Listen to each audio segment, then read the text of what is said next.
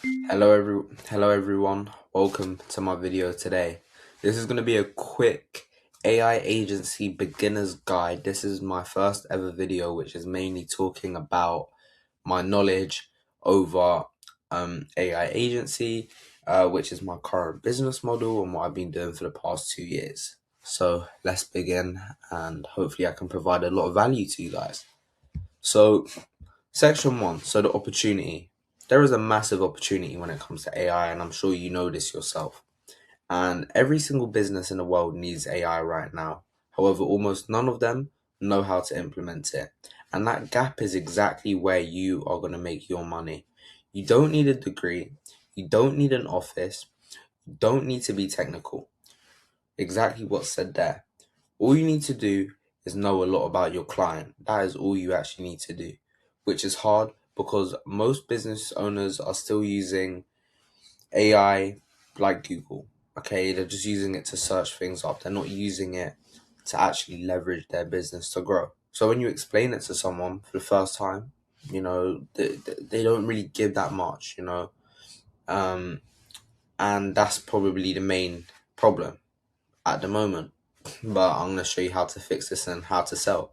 So the window is open. So in 2 to 3 years, I believe that the whole AI agency realm is going to be absolutely saturated because people are going to start to see the opportunity, and people are going to start seeing people who have gone early. And let's be honest, AI agents have really been a business model since 2023. It's 2026, 3 years. We're early. We're still early. That's 100% true. Most businesses that you're going to be calling don't even have it. Okay, and the window is open for you to move in, and the barrier to entry is extremely low. And the people who move now, the people who move early, are the people who are actually going to win. Now, section 2. So, what to sell? This is exactly what I sell, and this is where I've seen the highest return on investment on my time. So, how we like to go in is an AI audit. Go into the business, map every single possible AI inefficiency that will save them time or generate them money, and deliver a report. And this is your foot in the door. Okay, I've seen with the vast majority of clients who I do an AI audit with, and this is probably about 80 to 90%, we end up moving to the second step, which is a AI automation. And the reason why the audit is such a great thing to do is because instead of going to this company and offering them an agent 10K, they've seen you online or you cold called them saying 10K straight up without offering any value, they're not going to be open to that. Most companies won't. And then after this, we go to the AI automation, and this is probably going to be priced at 1.5K to 3K as a pilot, and automate one of the manual processes which you identify in the AI audit. So this could be like report generation, data entry, etc., and build it and make sure that you prove it works for them to trust you, to create more for them to work on as a monthly retainer. And this is the key goal that you want. Ongoing AI operations, maintaining the systems, and also adding new automations monthly, and that is your recurring revenue. Okay, imagine if you close 3 of those clients. Okay, you could be hitting 15K per month, 100% possible. Okay, 100%. So the sequence is audit, pilot, retainer. Simple. Okay, never ever ever try to sell that retainer before you provide any value. That's exactly what I used to do, and my success rate was terrible, and I had about 10 meetings and I didn't close anyone. Now, section 3, how to actually find clients. So when you're first starting out, okay, this is especially if you don't have the budget. Forget about ads. Forget about waiting for inbound. You need to start off with cold calls. I use Apollo.io. Download Apollo.io. It's about $40 per month. £40 if you're from the UK as well. And go find accountancy firms, real estate companies, private equity companies, aesthetic clinics, and any professional service company with about 10 to 200 employees, because when they have around 10 to 200 employees, you know that they have money and they're actually making money. And it's not too small that they don't have any budget, and not too big that everything cycles forever and it takes a long time to actually close. And export the list, okay? Export that list and get the decision maker. Only get the decision maker. So when you're looking at these companies, you want to get managing directors, CEOs, and COOs, okay? And sometimes chief technical officer if that's who they tell you to speak to, because they're the more technical person. And this is mainly seen when the CEO or the decision maker is quite old. And after you export the list, okay, call at 8:30 or 4 p.m. Those are the two windows where people actually pick up, and those are the best success rates, because they're either on their way to work or in the car, or they've just arrived at the office and then getting ready and they haven't done anything yet, or they're getting ready to finish off the day and they're kind of chilling. And the math, 40 dials per day, okay, 5 to 8 conversations realistically. And from those 5 to 8 conversations, if you're good at selling, 1 to 2 meetings booked every day. And that's probably going to be one deal closed every week or two if you stay very consistent. And it's not going to be like this in the first week or the second or the third or the fourth. It's going to be like that once you get better. You get better at cold calling, you get better at meetings. That's when you're going to start to see these types of results. Okay. And it's very boring. It can get very boring, but most people quit before it actually works. Okay, most people quit before it actually works. Most people want the quick success, and that's what kills them, and that's what kills their business, and that's what stops them from ever getting rich or successful. Section 4. Now, this is the cold call script that I like to go with. So I like to open it up with, "Hey, name is Baylor calling. Have I caught you at a bad time?" And if they say yes, ask when to call back. If no, continue. Okay. Then you can go through. I run a company called BFL AI, and we help whatever niche you're calling save 10 to 15 hours a week by automating the manual repetitive tasks that your team are doing at the moment. And I'm not sure if this is relevant to you, but I thought it was worth a quick conversation. Do you have 5 minutes, Thursday or Friday morning? That's it. Don't oversell. Don't even mention AI. As you see here, you're only mentioning the outcome. Yeah, there's nothing about AI in that. Because when people hear AI, immediately their guards close up. They don't want to listen. They don't believe in it. They think this person's here to bullshit me. So do not mention AI. Okay, don't oversell. And if they ask what you do, that's when you start to talk a little bit more. So you go into businesses and find every place where your team is doing manual repetitive work. Then you give some examples, data entry, report writing. This makes the person realize that, okay, this person actually knows about my business. And then we'll build an AI system that does it automatically. And most clients will save 5K to 20K a month in staff time. Okay. And the objection you hear the most is, "We already use AI." Okay. A lot of the time, this is probably them just using ChatGPT. Okay. Or Claude. Let's be honest. But your response should always be, "This is actually perfect." It means that your team already gets it. And most of our best clients said the same thing before we went in and found 8 to 10 processes they hadn't thought about automating yet. And that's exactly what the audit is for. Would a 30-minute call be worth your time to find out? And, this is just a really good way to come back at them, creating that familiarity by saying most of our clients have said the same thing, also gives you authority without trying too hard. And it's just a great move to make. Now, section 5, the discovery call. Now, this is probably the most important part. This is your first impression. Okay, the cold call, yes, it can be your first impression, but the discovery call is where you'll really get judged. And it's not a pitch. It's your job to ask questions and listen. Okay, the questions that matter. Walk me through a typical week for your team. What tasks eat up the most time? Once they say this, you really push in. You really allow them to talk about their pain, talk about the struggles, talk about how difficult it is, and really, really allow them to realize, "Oh my word, this is terrible how everything's going right now. We need this guy to be involved."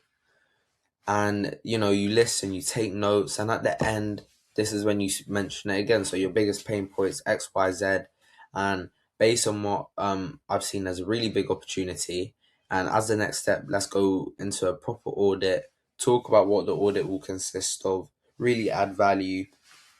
The way I like to do my audits is 1 week of 5 meetings with team members.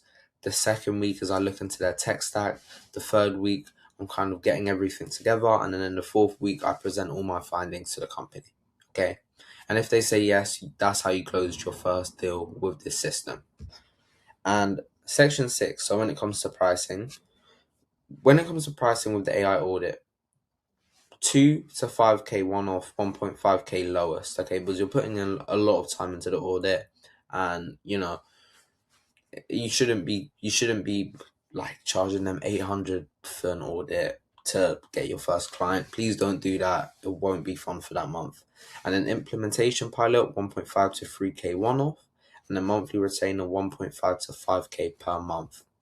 And the price on value is not your confidence level. If you save a business 10 hours a week at £50 an hour, that's 2k a month in staff time.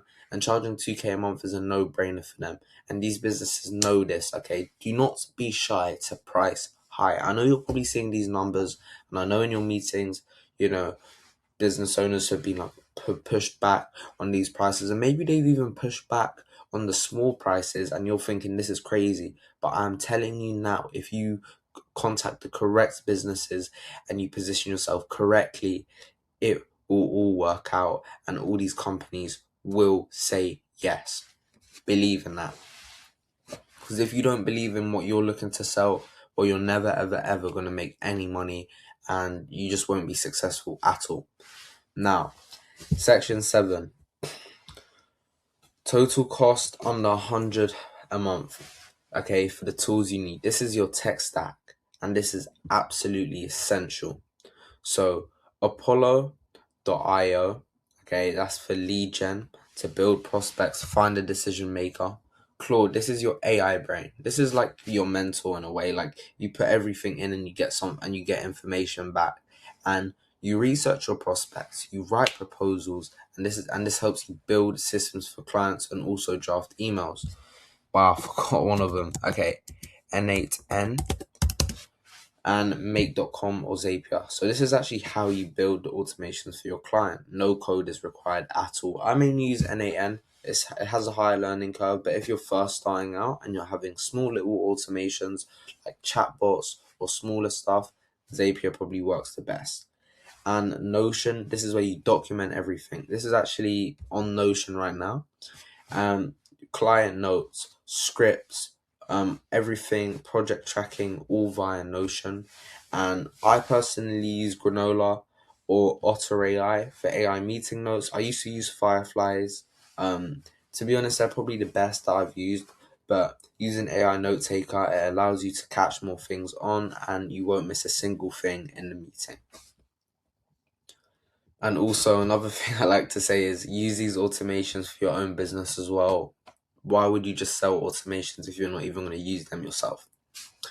Now, section 8, delivering and keeping clients. This is probably one of the most important thing, keeping clients.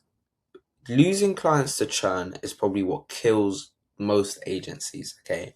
So I have 3 rules for you to keep these clients for as long as possible. So, communicate proactively. Send a weekly update every Monday, because silence will kill client relations, okay? During the audit process, you need to communicate all the time. During the build, you need to communicate all the time. But once you close and they're actually using it, you don't have to communicate as much, but once a week is a sweet spot. Now, 2, deliver on time. If you say that you're going to do something by Thursday, you have it done by Thursday, okay? Be reliable, okay? They need to see you as reliable. If during the audit you're not seen as reliable, they will not take you on for a retainer, which will be a big thing if you do the audit incorrectly, if you're bad in meetings, if you're not reliable, okay? you miss meetings, you turn up late, you under deliver, the value's bad, they won't take you on as a retainer, and you're just gonna lose a really big opportunity. Okay, you're gonna lose money, and that's exactly what you don't want to do. And three is always find the next thing to improve. Don't get comfortable. Okay, once you give them a few good automations, don't get comfortable. Okay, it's very easy to just do some research. It's very easy to just even just ask Claude, just be like, I've done this for them, can you tell me, can you do research to tell me, are there any new agents which we could potentially implement? Because if not, what's stopping them from just taking it in house or just giving their developer to just sustain it? What's like, if you're not going to offer them anything, why would they pay you as a retainer? That's just a waste of their time, and it's just going to end badly for you.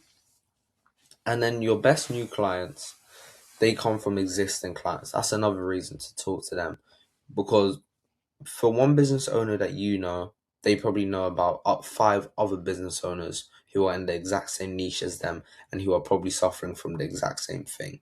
And the referral hits harder than anything else. And I'll tell you that for free, as I'm someone who's experienced it firsthand. And section 9, the reality. I'm 18, I've closed clients in Mayfair, I have meeting booked with a CIO of a 4.1 billion private equity firm, and I'm doing this all from my bedroom in London. The only difference between me and someone else is that I'm someone who picks up the phone, I'm someone who always tries, and I'm someone who knows and believes that the market is real and that businesses need this. The gap is real. Pick up the phone, okay? Keep on working hard. Put in that work. I don't care if, you don't want to do it or you can't be bothered to do it. Discipline. Use that mindset. Work hard, okay? Because there's going to be other people who are working 10 times harder than you, and they're going to take your place, and then you're never going to be able to get there, and you're going to resent that for the rest of your life. So keep on working hard, keep on pushing, and anything is possible, and just keep on working hard and pushing through. This is a massive opportunity. You're able to start your AI agency early, opportunity, which is the biggest thing since the internet. You probably missed Bitcoin because you were too young. Drop shipping is extremely difficult to get into now. This is your way out, and just keep on going, lads. And yeah, thank you for watching the video, and many more to come.